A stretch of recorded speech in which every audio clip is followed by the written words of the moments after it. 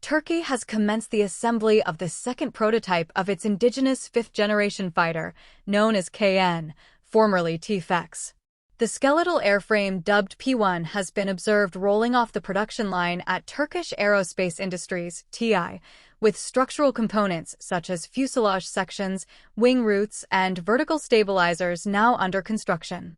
The target is to conduct the maiden flight of P-1 in 2026. The first prototype, P-0, made its inaugural flight on February 21, 2024, completing a 13-minute sortie at elevations of roughly 8,000 feet and speeds near 230 knots. A subsequent flight pushed performance higher, reaching about 10,000 feet and remaining airborne for over 14 minutes. The P-1 prototype is now entering the system integration phase, which includes wiring, avionics, internal systems, and preparation for power plant installation. TI officials have stated that design refinements will distinguish P-1 from P-0, including optimized air inlet geometry, internal structural balance, and weight distribution adjustments. A critical shift anticipated in KAAN's evolution is the transition from the interim GF-110 engines used in initial prototypes to a domestically produced TI, TF-35000 engine, scheduled for integration in the 2030s. Ground testing of TF-35000 is expected to begin in 2026. KAAN aims to incorporate stealth features, internal weapons bays, supercruise potential, and advanced sensor fusion. In projected specifications, the fighter is expected to deliver length 21 m, some revisions suggest 20.3 m, and wingspan 14 m or 13.4 m. Empty weight 17,000, 18,000 kg, normal takeoff weight 25,000 kg, maximum takeoff 27,000 30,000 kg. Top speed, Mach 1.82, 200 km/h. Range, exceeding 2,000 kilometers or 100 nautical miles in design projections. Service ceiling, 16,800 meters, 55,000 feet. Payload, 6,000, 7,000 kg using internal bays and optional external stores. Armament integration.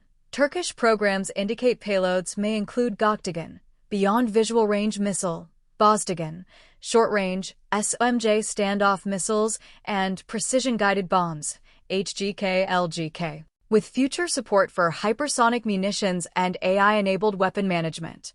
International collaboration is already underway.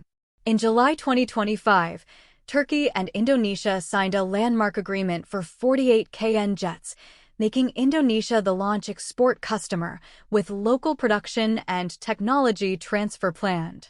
Turkey aims to deliver initial KAANs by 2028, beginning with 20 Block 10 aircraft and ramping up production to about 2 jets per month by 2029. Long-term targets include building at least 100 aircraft by 2050, solidifying KAAN's role in Turkey's defense architecture.